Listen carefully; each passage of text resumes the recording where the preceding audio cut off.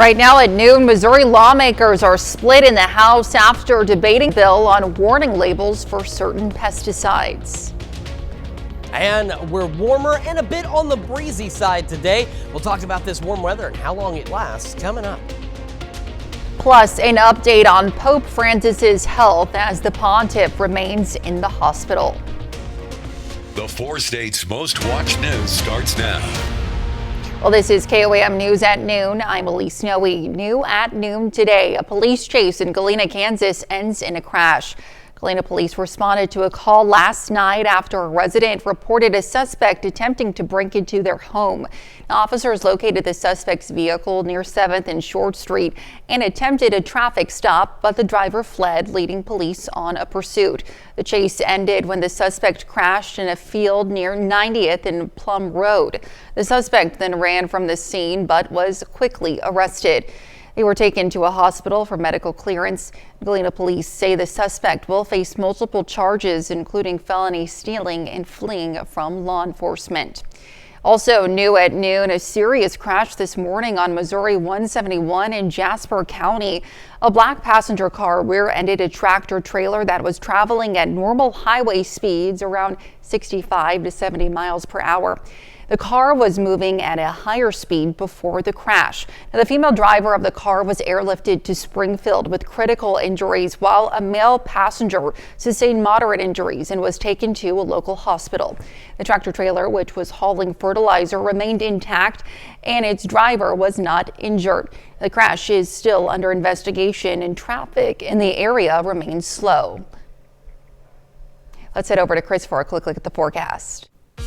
Yeah, we've had a pretty fantastic day. Actually, a pretty good day yesterday as well. Getting some of that snow to melt. There's just a little left here and there, but it will continue to go away as our temperatures continue to climb. Again, a look from earlier this morning, downtown Pittsburgh. We had those partly to even mostly cloudy skies. And again, a little bit of that snow hanging around out there. 32nd and range line, MoDOT camera there this morning. Again, looking good. Folks getting their day started. And I think the most important thing is there's more folks getting their day started because there's more things running today. We had a lot of cancellations for most of last week, if not all of last week. Started yesterday at 27, a bit below normal, but made it up to 59, so a little above normal. Not quite to record status as we saw in 2017, but still above average. So keep in mind, average high about 53. Saturday was pretty chilly, but it was on the upside of where we were heading. Take a look at some of these temperatures above average all this week, and it's going to stay that way for a while, which again is not necessarily a bad thing. Partly cloudy skies through the evening. Late this evening, the winds will ease up a bit, becoming calm overnight, falling back into the upper 30s and low 40s tonight. We're going to have another look at your forecast, talk about this warm weather and some rain chances on the way here in just a few more minutes. Elise? All right, we'll see you soon, Chris. Lawmakers are split in the Missouri House after debating a bill on warning labels for certain pesticides. Chris Bryant shares both sides as the legislation moves forward. For the second time in 12 months, lawmakers debated a bill to protect pesticide makers. What this bill does is it standardizes a process that so many producers rely on. That's pesticide regulation. I don't think it's the process that's contingent, as more so the information around the products that go through that process. Warning labels about chemicals that could cause cancer were debated in Jefferson City this week. At the center of it, weed killer Roundup made by Bayer Monsanto's. Opponents of the bill don't side with Monsanto's. What it does is it basically makes it harder for people to go after Bayer Monsanto's. After a vote of 85 to 72, the bill heads to the Senate, where a similar bill failed to move forward last year. In the Senate, every piece of legislation is thoroughly vetted and worked through. So I think that it'll be an intricate process, but one that with all the ag supporters there can be done. For those on both sides of the debate, EPA doesn't do any real research on it. They depend on Monsanto's Bayer to supply that research to them. Monsanto hasn't done any research when it comes to carcinogens in their products since 1991. For the bill's sponsor, ultimately, there's a process out there. It's very rigorous, takes lots and lots of time to get a product through that process, lots of analysis. We believe through that process, there's plenty of time to analyze the dangers associated with it. At the end of that process, if it comes out they can't find anything, we believe that's the golden rule. Opponents say if passed, the bill would make it harder for people to file lawsuits against pesticide companies. From what I understand, we're going to have the most claims in Missouri. And so that's why they're coming for Missouri. They've tried it in Iowa too, because they grow a lot of corn there, but it didn't pass. When they push bills like this, then it doesn't mean that we can't sue them. It just takes away one aspect of it. Questions are still there about what the use of pesticides are doing to the soil. And so in the long run, to me, it's dangerous that we may not be able to grow anything substantially on that ground anyway. Now, HB 544 has been sent to the Missouri State Senate for consideration. And with prom season happening soon, the Guerrilla Garment Cleaners in Pittsburgh is trying to give used prom dresses a second chance by holding a prom dress resale. Now, gently used prom dresses are brought in to make prom shopping a lot cheaper and for someone to find the dress that they want. The prom dresses will be on sale until May 4th.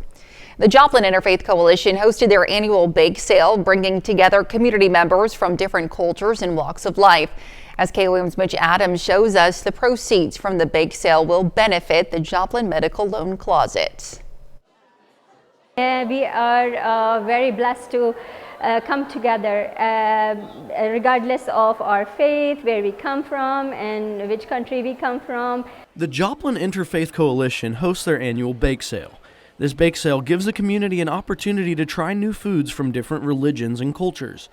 While helping expose the Joplin community to new cultures, the coalition is also benefiting the local medical loan closet by donating funds to them. We are very, very excited this year. We are helping a very wonderful and amazing organization that is relatively pretty new, but they are doing very well. And this is a medical loan closet started by Nicole Watson, and they are helping the community of Joplin here and the surrounded area with the medical equipment and whoever needs it, and they give it for free. The bake sale presents an opportunity to the public to find out more about new cultures and religious beliefs.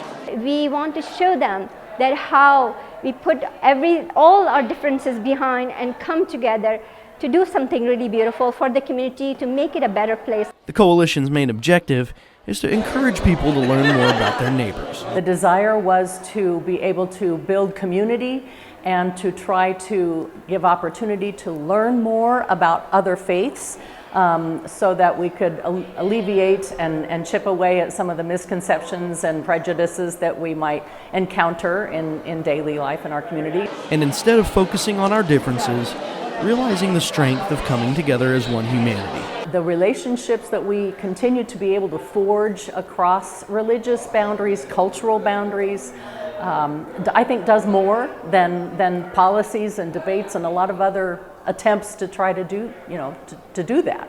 In Joplin, Missouri, Mitch Adams, KOAM News. Well, food was available from different cultures and religions, including samosas and falafel. And still ahead, the latest on Pope Francis's health. And later, we're making Italian hoagie stromboli in the Mr. Food test kitchen.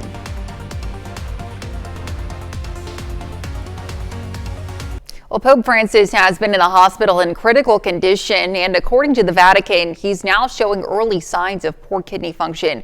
The Pope has been treated for 10 days. A Vatican source told CBS News that the Pope is awake and eating normally. Chris Livesay has the latest. Over the weekend, what started as bronchitis became much worse. The Pope, now diagnosed with double pneumonia, required high-flow oxygen and blood transfusions after suffering a prolonged asthma-like respiratory crisis on Saturday. Then Sunday, blood tests revealed early signs of kidney failure. Serious for anyone, but critical for an 88-year-old already missing part of a lung that was removed when he was a young man. And it all comes during the Holy Year of Jubilee, when pilgrims by the tens of millions come to Rome to see the Pope appear in a demanding schedule of public ceremonies. Even if Francis recovers, he must be considering how he can possibly live up to expectations, says CBS News Vatican consultant Father Anthony Figueiredo. That's what this Jubilee year is all about, when we're going to see 35 million pilgrims coming to Rome. So for him to be away from those people is really a great suffering for him. Now, the Vatican is notoriously tight-lipped. However, Pope Francis has instructed his medical staff to be transparent about his health. Chris Livesay, CBS News, Rome. Well, thousands of federal workers have until tonight to respond to an email asking them to list 5 things they did at work last week. Billionaire Elon Musk, who oversees the White House's Department of Government Efficiency, posted on X that failure to respond will be taken as a resignation. But multiple agency heads have told their employees not to comply, including new FBI Director Kash Patel, who told staff when and if further information is required, we will coordinate the responses. And still to come on KOAM News at noon, Mr. Food. If your dinner routine is getting a little too routine, then join us today in the Test Kitchen. And we're continuing with the warming trend across the area. We'll have a look at your forecast and talk about some isolated shower chances right after this. Welcome back to the KOAM News at noon. Our warming trend continues after bitterly cold temperatures last week. Last week, we broke 2 record lows with temperatures dipping well below zero. In fact, those records that were broken were back in the 1960s and 1970s. So definitely a very cold week, and the coldest it's been in quite some time. We're going to see the exact opposite as we go through our Monday and this week. So that's the MoDOT camera 20th and Rangeline. Let's take a nice look downtown Pittsburgh. And again, we've got still some remnant snow early this morning, but between today and tomorrow for sure, I think the majority of that remnant snow will be gone. Now, don't get me wrong, though. There's going to be those huge piles, you can dive into and tunnel through in parking lots. Those are going to take a little more time to clear out, but they should clear out this week as well as our mild temperatures continue. Here's what it looks like on the future track today. We're looking at, again, partly cloudy skies, maybe a few moments of mostly clear skies, gusty southwest winds, and temperatures above normal. Again, I don't think we're going to quite be to record levels, but we are going to be above normal, which certainly beats being below normal, like we saw last week where we broke record lows. In fact, last week on those same days, our highs were still lower than the average low for last week. So just unbelievably cold. Today, again, looking great. We'll have partly cloudy skies continuing through the evening and into the overnight hours. On Tuesday, we start partly cloudy, and then eventually those clouds begin to clear, and we'll have a lighter southwest breeze and just a few clouds here and there, so mostly clear skies for us. Clouds will thicken up though by late Tuesday evening into Wednesday morning rather, as we have a boundary that's going to be pushing through Wednesday morning. Winds will shift out of the north back behind it. Now, it will bring our temperatures down a few degrees from tomorrow, but not below average. We'll still be a bit above normal for most of us, but we'll also see rain chances out there. We'll have some showers across the region as a possibility. I think slightly better chances in the southern half of our area, but all of us could see some showers, maybe a few sprinkles here and there, but again, nothing significant expected. And as we head into the afternoon hours on our Wednesday, that'll begin to clear on out, and then we'll just be left with mostly cloudy to cloudy skies. And again, as you can see, temperatures a little cooler on Wednesday than where they will be tomorrow, but still above normal into the upper 50s and low 60s. So for the rest of today, partly cloudy skies, upper 50s, low 60s, and those southwest winds occasionally gusting upwards of 25 miles per hour.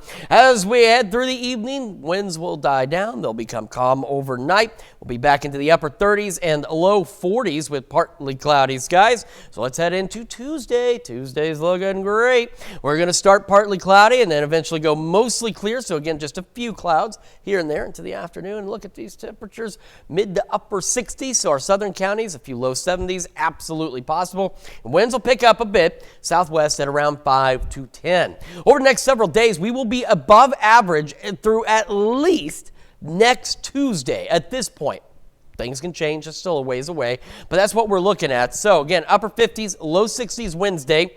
Then we start warming up. The sunshine returns Thursday, Friday, Saturday. A few clouds on Sunday. Friday, though, look at that. Upper 60s, I think a few more low 70s, absolutely possible. Now, next week, we do start above normal, but as you can see by Wednesday, temperatures falling at or maybe a little below normal with some extra clouds and rain chances. Elise? Well, stick around. We're making Italian hoagie stromboli in the Mr. Food Test Kitchen. We'll be right back. Well, if you're looking for a way to do dinner a little differently, Howard has a great recipe for you to try. Today, he's making Italian hoagie stromboli in the Mr. Food Test Kitchen. If your dinner routine is getting a little too routine, then we have just the thing to mix it up. It's an overstuffed homemade Italian stromboli that'll have everybody running to the table. Come on, let me show you. It starts by unrolling a refrigerated pizza crust onto a cutting board. Now comes the fun part. We layer on some sliced ham, and that can be Italian style or whatever's on sale.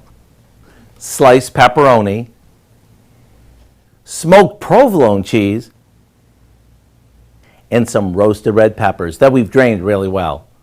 We sprinkle this with Italian seasonings and a bit of garlic powder before rolling it up jelly roll style. Then we put it on a baking sheet and finish it with some Parmesan cheese before popping it in the oven. The nice thing about this is there are no rules, so feel free to change up the meats and cheeses. When this comes out of the oven, call the troops to the table and divvy it up. Maybe have a bowl of marinara sauce for Duncan. To get the recipe for our Italian hoagie stromboli, simply use your phone, tablet, or computer to check out our website. I love anything with pizza crust. Me too. I'm Howard in the Mr. Food Test Kitchen with Kelly, where today we found a pizza parlor way for you to say, ooh, it's so good. You can find this recipe on our website. Of course, that's KOAMnewsnow.com. Now let's take a look at the 4-state market prices. All right, so again, today going into the upper 50s, low 60s, breezy. Nicer tomorrow, upper 60s, some showers possible Wednesday, warming back up almost near 70 by Friday. And then rain chances increasing next week, clouds increasing next week, and temperatures maybe decreasing a bit, but still pretty close to normal. Well, after last week, that is certainly great to see. It seems unreal, doesn't it? Doesn't it, though? Last week's a distant memory now. A good thing. Well, Dow, what do you have for us later on? Lots coming up at 5. For starters, we've told you February is American Heart Month. Well, a new survey shows many Americans are unaware of some of the biggest risk factors for heart disease. We're going to take a look at how we all can improve our heart health. Plus, we're going to look into the legality of county officials giving themselves raises after the Cherokee County Clerk allegedly gave herself one. And we're going to visit an exhibit in Joplin showcasing the life of Langston Hughes. Hope you join us for those stories, a lot more. It's all coming up today. KOAM News at 5. Absolutely. Thanks, Dow. Well, that's the news for now. Thank you for joining us on KOAM News at Noon. We'll see you right back here at 5. Until then, have a great rest of your day.